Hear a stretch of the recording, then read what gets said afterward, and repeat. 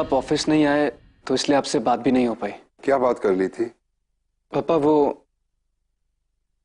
बाघ घर छोड़कर चली गई।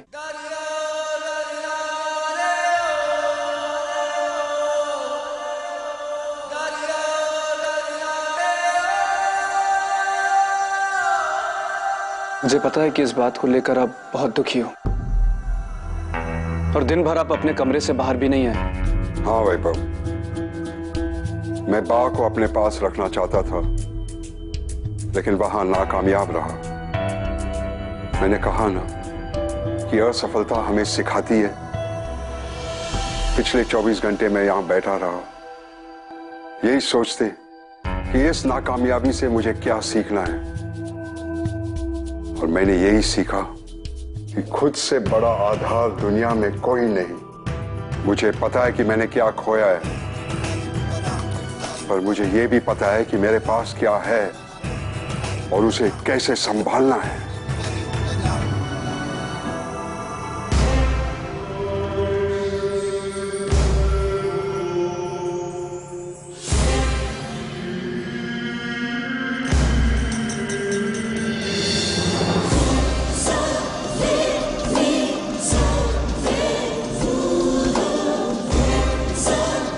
बापूजी के रूम में भिजवा देना।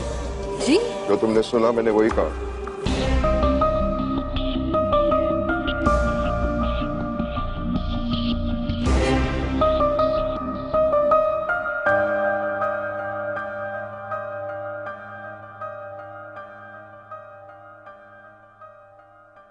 वाह, मजा आ गया।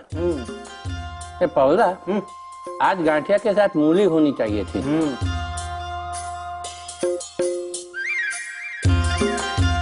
ए भाई, ये यहाँ क्यों लेकर आया? ये तो गांव वाला कमरा है, शहर वाला कमरा ऊपर है। ये चकाचौंध ऊपर लेके जाओ सब। ये मेरे लिए।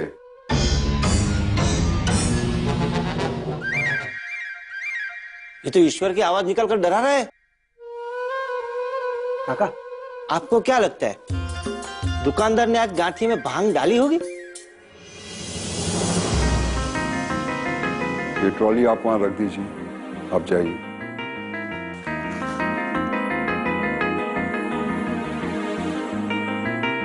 प्रवीण, मैं आज बापूजी के साथ बैठकर चाय पीना चाहता हूं।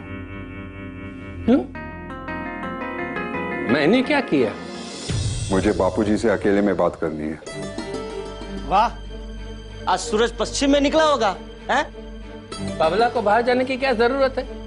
उससे कुछ भी छिपा नहीं है। नहीं नहीं काका, मैं समझ गया कि क्या बात है।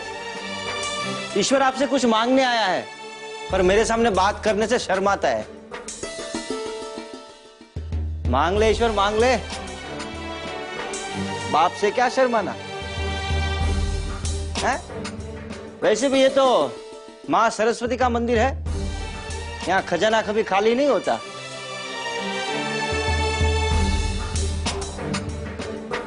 अरे हाँ ईश्वर, गांठिया देखकर मांगरोल की याद आए तो थोड़े से खा लेना। क्या है कि कभी कभी पुरानी बातें याद आए तो नए रास्ते खुल जाते हैं।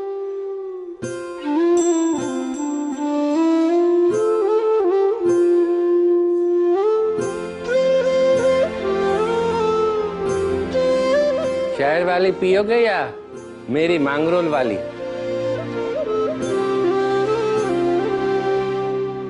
आप जो पिएंगे वही मैं आज पीऊंगा बापूजी।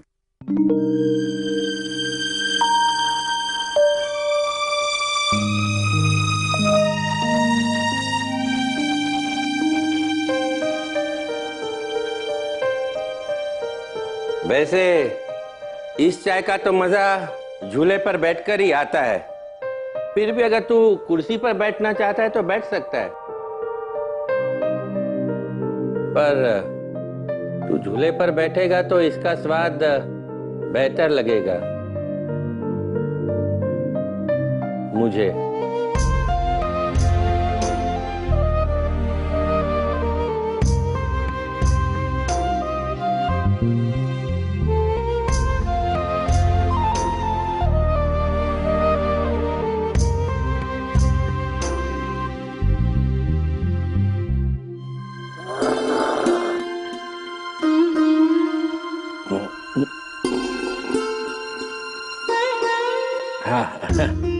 वैसे खाते पीते आवाज नहीं करनी चाहिए, ये मैंने ही सिखाया था तुम्हें। पर मैं चाय ऐसे आवाज करके ही पीता हूँ, क्योंकि चाय पीने से मुझे बहुत मजा आता है, बहुत मजा। और वो सुख का क्या मतलब, जो किसी को दिखाई न दे, किसी को सुना ही न दे, है? आप सही कह रहे हैं बापूजी। अपना सुख दूसरों को दिखाई देना चाहिए, वरना उसका कोई मतलब नहीं।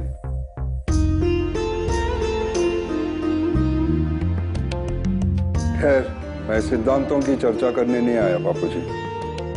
वो तो मैं समझ गया था बेटा। तूने हमें यहाँ लाकर बसाया, इस बड़े महल में हमारे लिए मांगरोल खड़ा कर दिया, पर आज तक तू इस कमरे में कभी नहीं आया। तो आज क्यों आया बता? तेरी माँ घर छोड़कर चली गई, इसका बोझ है तेरे सर पर। तो बेटा, ये बोझ सर पे रखने की कोई जरूरत नहीं है। मैं माफी मांगने नहीं आया बापूजी। सोनल को म्युनिसिपल स्कूल में काम करने की इजाजत तो दे दी थी मैंने, फिर भी बा घर छोड़कर चली क्यों गई? तू जब मांगरोल से निकला था ना, तब मैंने केसर से कहा था, क्यों जाने दिया ईश्वर को? अगर वो जिस सपने के पीछे भाग रहा है वो उसे नहीं मिला तो? केसर ने कहा, तो क्या आप उसे मांगरोल में 500-700 की नौकरी तो दिला ही दोगे, पर हारने का डर ये कोई वजह है कि जीतने की कोशिश ही ना करनी चाहिए? और केसर ने तुझे जीतने की कोशिश के लिए भेज दिया। आज वो मौका सोनल को भी मिलना चाहिए, इसीलिए वो उसके साथ गई है। पता नहीं बापूजी, मैं आपका फलसफा नहीं समझ पाता और आप मेरी सोच नहीं अपना सकते। मुझे बहुत अच्छा लगा बेटा कि आज बेटा बनकर तू बाप के पास आया सवाल करने को।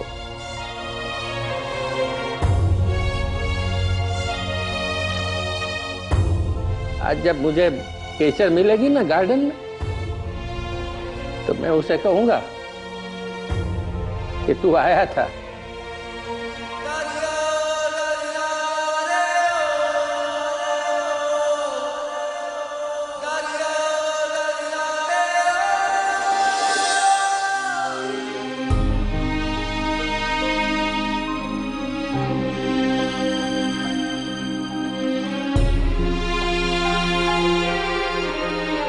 बहने दे इसे,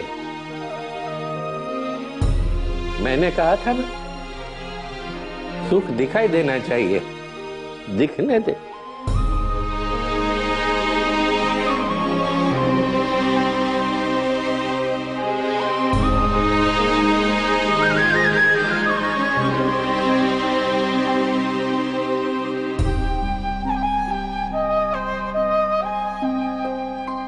एक और सवाल है बापूजी,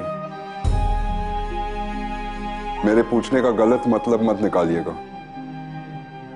मुझे खुशी है कि आप यहां मेरे साथ हैं, पर मैं नहीं समझ पाता कि आप यहां क्यों रुके हैं। बा के साथ साथ क्यों नहीं चले गए आप?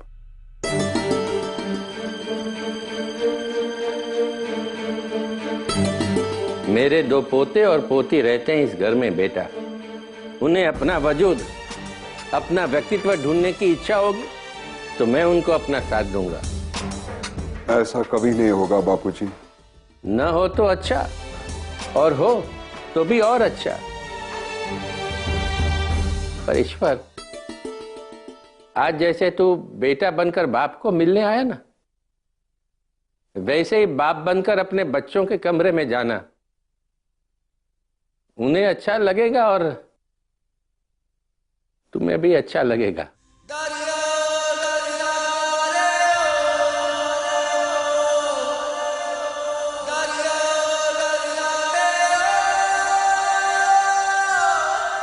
चलता हूं।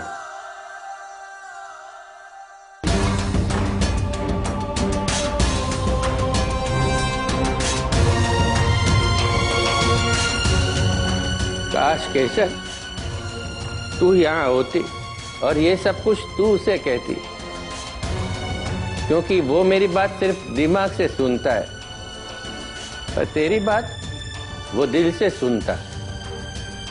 एक तो स्कूल के लिए हमेशा लेट होते हो। कहा था कि रात को डैडी के साथ टीवी मत देखना, लेकिन नहीं, अब बैग भी मम्मी पैक करेगी। गौरव, मैथ्स की बुक कहाँ है? किसी बात का कोई ठिकाना ही नहीं। हाँ, लाओ रखो। अगर आज एक भी रिमार्क आई ना तो देख लेना तुम। अरे बाबा, आप जल्दी करो। चलो गौरव, लेट हो रहे, चलो जल्दी। दादी, आपने तो प्रॉमिस किया था ना। मैंने सैटरडे या संडे के लिए प्रॉमिस किया था, वीकडे के लिए नहीं।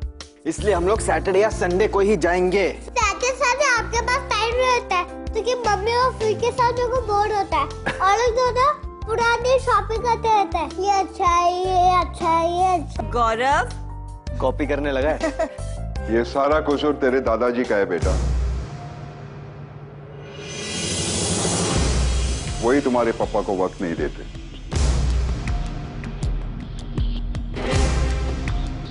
पापा, आप यहाँ? पापा जी, कुछ काम था? हमें कह देते, मैं आ जाता आपके पास। क्यों? मैं अपने बेटे के कमरे में नहीं आ सकता हूँ? क्यों टाइगर? हाँ दादाजी, आप आ सकते हैं। That's my boy.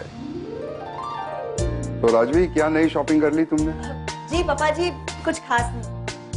इतनी शॉपिंग करती हो सबके लिए, कभी अपने पापा जी के लिए भी कुछ शॉपिंग कर लिया करो। श्योर पापा जी।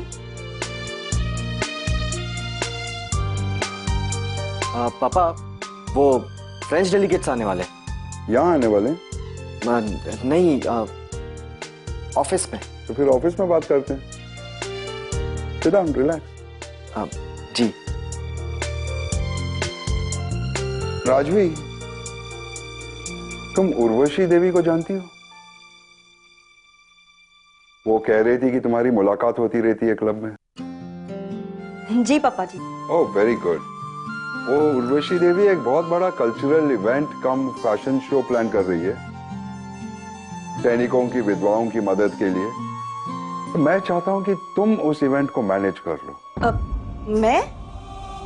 हाँ, वैभव इंडस्ट्रीज उस इवेंट को स्पॉन्सर कर रहा है, और वो इवेंट ऐसा होना चाहिए कि पूरे देश में आज तक कभी किसी ने ना देखा हो। लेकिन मुझे कोरियोग्राफी नहीं आती पापा जी। मैंने कहाँ कहा कोरियोग्राफी करो? मैं कह रहा हूँ उस पर ध्यान रखो, उस पर नजर रखो। किसी चीज की जरूरत हो तो सिद्धार्थ की मदद ले लेना। पर after office hours, okay? Yes papa. जी पापा जी। हे टाइगर, यहाँ, व्हाट इज दिस? ओहो, ये क्या हो गया? ये तो ठीक नहीं है। मैं कर देती हूँ पापा जी। कोई बात नहीं राजवी, मैं कर देता हूँ। ये देखो, इन शर्ट ऐसी होनी चाहिए एक भी सिल्वर दिखाई न दे, इंसान के कैरेक्टर की तरह। चलो, अब तुम स्कूल जाओ, फिर मैं निराली फुई के कमरे में जाऊँ। निराली के कमरे में? हाँ, आज मैं अपने बच्चों के कमरे का दौरा कर रहा हूँ। मेरे बाबूजी की ये एक बात तो मैंने मान ली।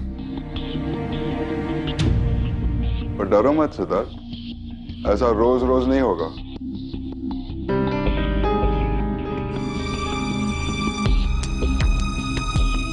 चलो टाइगर।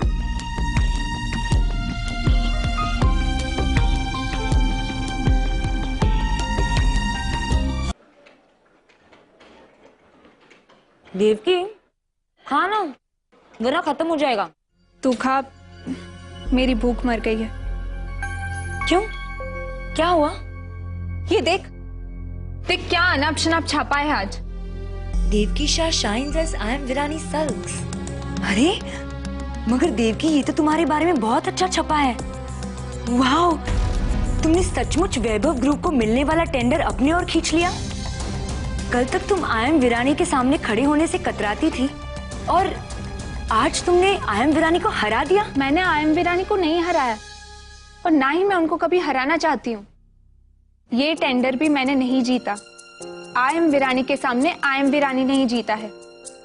मतलब? ये बुक देख। अरे ये तो मेरे पापा ने लिखा है। Page number 108, paragraph 3। इस स्ट्रैटेजी में जो कुछ भी आई एम वीरानी ने समझाया है वही मैंने इस्तेमाल किया है। वाह, कमाल किया है, पर मुझे समझ में नहीं आया। निराली, आदमी की सोचने की आदत को तुम्हारे पापा बहुत गहराई से समझते हैं। दुकान में अगर कोई चीज 95 की जगह 99 में बिकती है तो उसे कोई भी आदमी खरीद लेगा, लेकिन अगर 99 रुपीस वाली चीज 102 में बिकती होगी तो उसे खरीदने से पहले आदमी 2 बार सोचेगा। क्यों? क्योंकि आदमी की आदत होती है कि पहले कितने अंक और कितने फिगर्स है ये पहले सोचेगा और कीमत कितनी है ये बाद में समझेगा। बस तुम्हारे पापा इसी साइकोलॉजी का इस्तेमाल करते हैं टेंडर भरते हुए। टेंडर खोलने वाले को अगर फिगर्स कम दिखाई दे तो वो पहले पसंद आ जाता है। वो कैसे? टेंडर में 10,000 की जगह 200 लिखा हो तो? मगर 10,000 की जगह 200 कैसे हो सकता है? 10,000 रुपए की कीमत 200 अमेरिकन डॉलर्स। जहां दूसरे लोग टेंडर में 10,000 रुपए लिखते हैं, वहां तुम्हारे पापा 200 अमेरिकन डॉलर्स लिखते हैं। बस इसी स्ट्रेटेजी का मैंने भी इस्तेमाल किया। यूरोज यूरोप की मुद्रा है, वहां की करेंसी, उनकी कीमत अमेरिकन डॉलर से ज्यादा है। तुम्हारे पापा ने 200 डॉलर्स लिखा और मैंने यूरोस की गिनती के मुताबिक 150 यूरोस लिखा और बस मिल गया टेंडर मुझे। वाह, देवकी तुम तो जीनियस हो यार। जीनियस मैं नहीं, तुम्हारे पापा हैं। मैं तो बस तुम्हारे पापा से बिजनेस करने के तरीके सीख रही हूँ। वो मेरे गुरु हैं। तुमने एकलव्य की कहानी तो सुनी होगी ना? बस वही, पर ये गधा समझता है कि मैं आई एम वीरानी को हराना चाहती हूँ।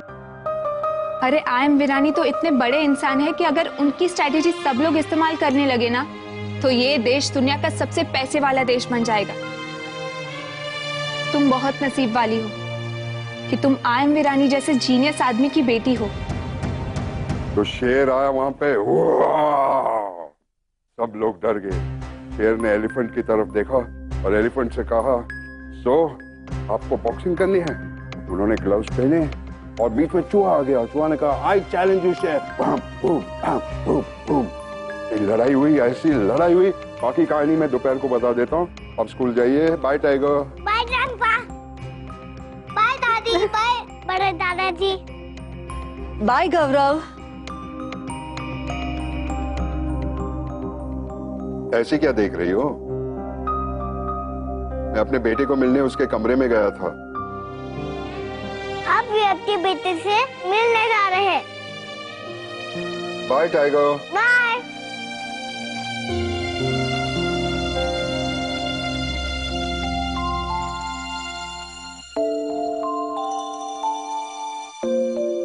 ये आज इनको हो क्या गया? काका, मैंने कहा था ना, जरूर गांठिया में भांग डाली होगी। चलो मेरे शेर, स्कूल चले। अरे ईश्वर ने गांठिया खाया ही नहीं है। हा? ये तो मेरी मांगरो स्पेशल चाय का कमाल है। एक कप चाय अच्छे अच्छों की अकल ठिकाने ला देती है। ए पवला, तुझे याद है वो बगला नारायण की बीवी? एक कप चाय में उसका पागलपन दूर हो जाता था। बाबूजी। हाँ हाँ, और चाय का नशा उतरती वो पहले जैसी हो जाती थी। ईश्वर का ये नशा भी कब और कहाँ उतर जाए ये कोई नहीं कह सकता। चलो स्कूल चले। बाय बेटा।